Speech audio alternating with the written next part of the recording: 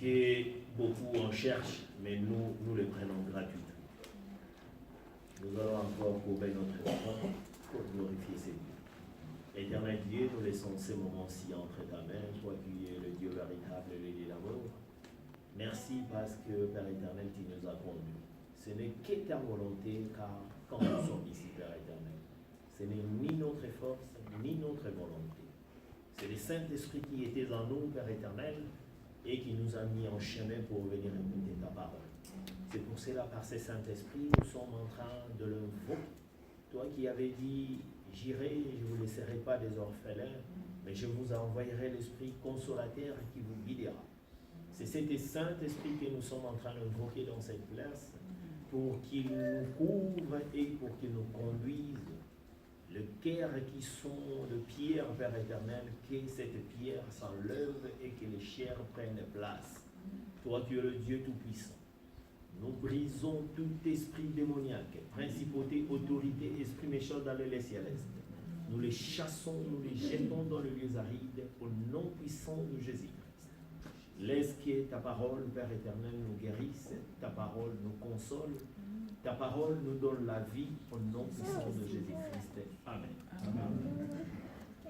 Bien-aimés dans le Seigneur, nous sommes venus encore bénir l'Éternel par les louanges, par la prière ainsi que par la méditation. Toi qui es le Dieu véritable et le Dieu tout-puissant, sois le Dieu créateur qui peut faire encore des choses réelles. Nous te bénissons, nous te rendons grâce parce que tu es Dieu et tu veux nous parler. Aujourd'hui, j'ai préparé quelque chose qui est si simple qu'on a écouté ça beaucoup trop de fois. On peut écouter des choses en plusieurs fois, mais l'esprit peut travailler selon sa manière.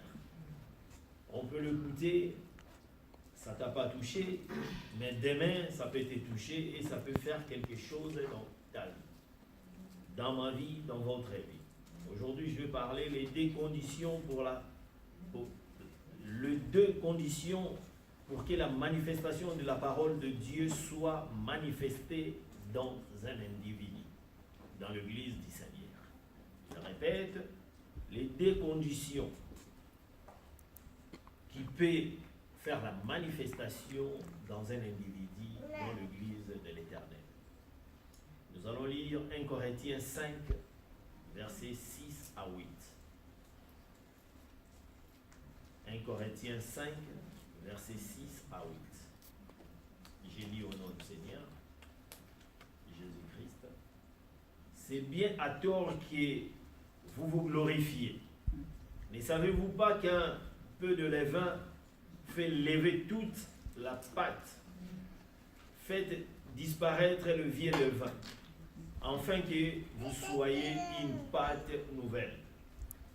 Puisque vous êtes sans levain, car Christ, notre pâte, a été immolé. Célébrons donc la fête, non avec du vieux levain, non avec un levain de malice et de méchanceté, mais avec le pain sans levain de la pureté et de la vérité. Bien-aimés dans le Seigneur, nous allons parler de deux choses qui sont comme des conditions obligatoires pour que la manifestation de la parole de Dieu dans l'Église soit manifestée dans l'individu. C'est la volonté de Dieu de voir l'homme et Dieu devenir un. C'est sa volonté qui peut faire cela, que l'homme et Dieu deviennent un. Parce que s'il n'y a pas la volonté de Dieu, nous croyons que l'homme et Dieu ne pourra pas être un. C'est son esprit, c'est sa volonté, c'est son pouvoir qui fait que nous soyons un avec ce Dieu-là.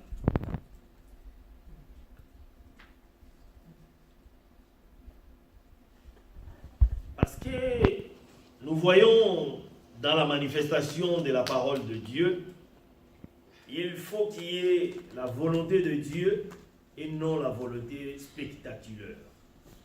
Ou faire montrer aux gens que tu as la puissance. Dieu n'a pas besoin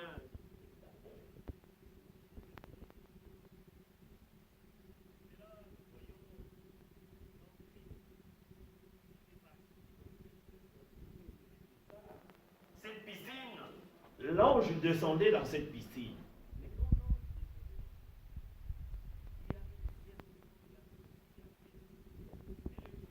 il était venu dans cette piscine, il n'avait pas fait de spectacle.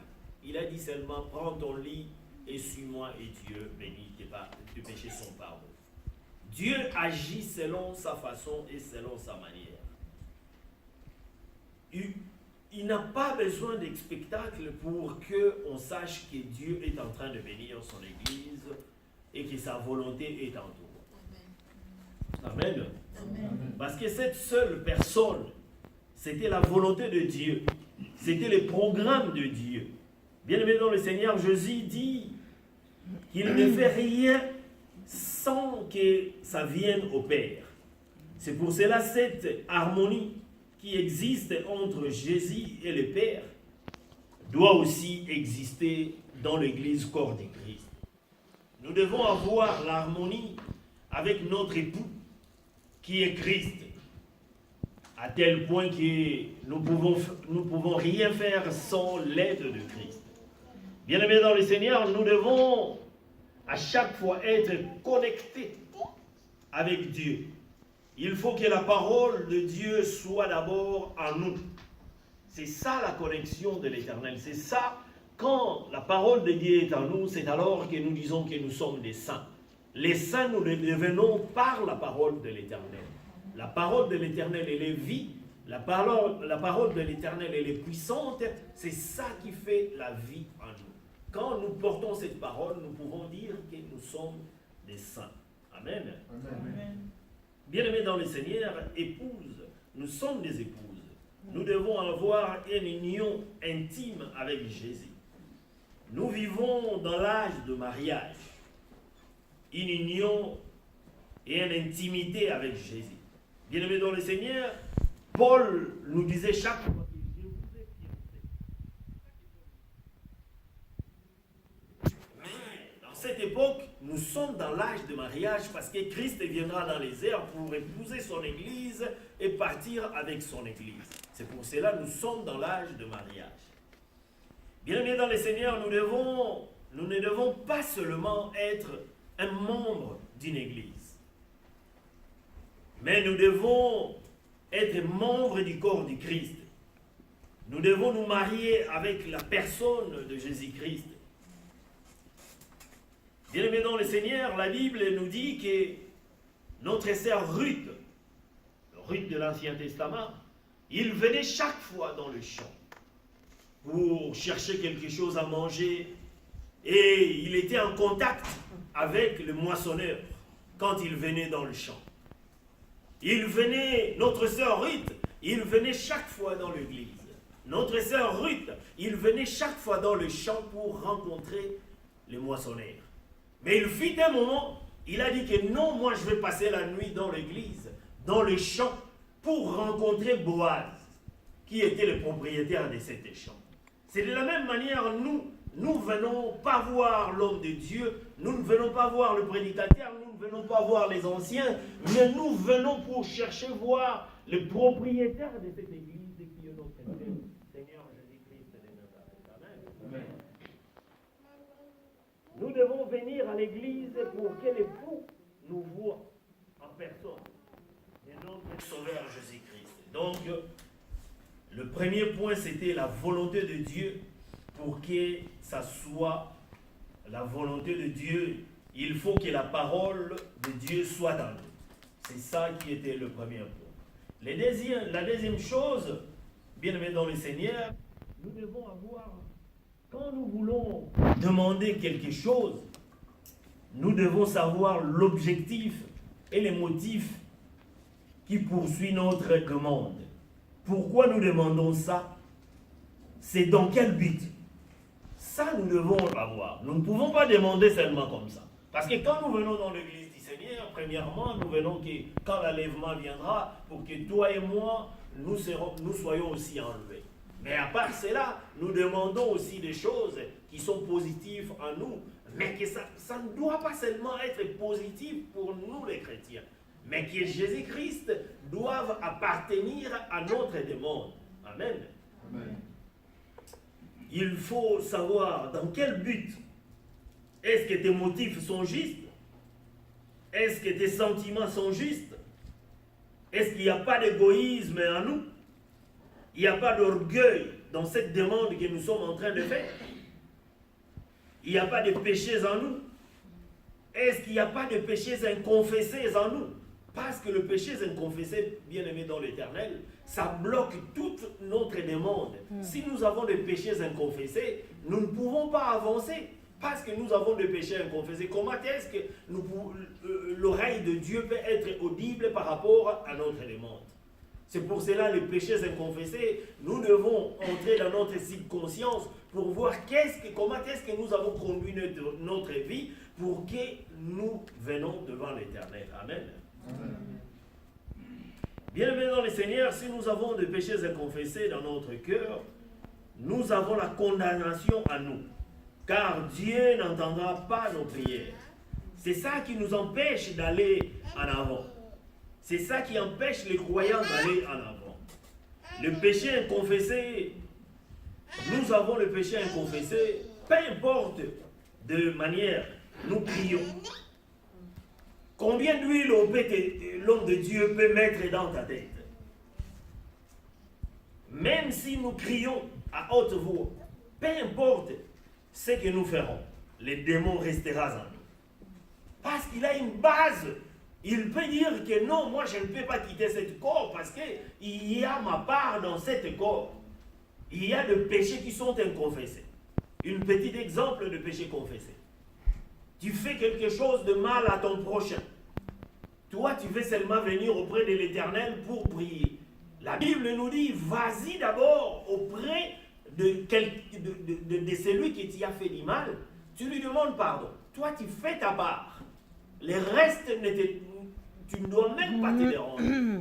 Qu'il te reçoit ou qu'il ne te reçoit pas, peu importe. Mais toi, tu as fait ta démarche comme la parole de l'Éternel nous dit. Amen. Amen. Le péché inconfessé, c'est un chemin de l'enfer. Ça ouvre l'enfer, le péché inconfessé. Quelqu'un qui a pris la femme d'autrui, quelqu'un qui a fait du mal, qui a volé, tu dois aller confesser chez la personne. Parce que nous sommes trop hautains, nous sommes trop égoïstes. Nous ne savons pas comment est-ce que nous humilier. Parce que le chemin de l'humiliation, c'est ça la gloire. La gloire vient dans l'humiliation. Quand il y a l'humiliation, c'est alors qu'il y a la gloire. C'est pour cela, le diable avait voulu humilier Christ. Mais il ne savait pas qu'en lui humiliant, c'est alors qu'il faisait lui monter sa gloire venait en Jésus-Christ. Amen.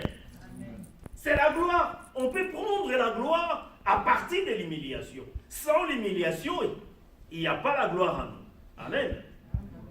Pierre a dit, répentez-vous d'abord, vous recevez le pardon de vos péchés. Et ensuite, recevez le don de puissance et du Saint-Esprit. C'est pour cela que Jésus-Christ, quand il bénissait les gens, il disait, tes pardons sont pardons, tes péchés sont pardons. Le péché, c'est ça qui est le blocus total dans notre vie chrétienne.